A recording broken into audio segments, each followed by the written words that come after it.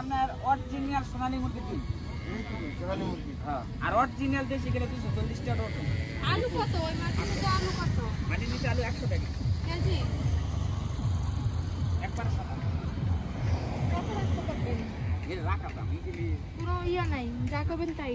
Tomato আমাকে দেশি না, এটা অরিজিনাল ইন্ডিয়ানটা। এই ইন্ডিয়ানটা এত দাম কে? বেশি দাম।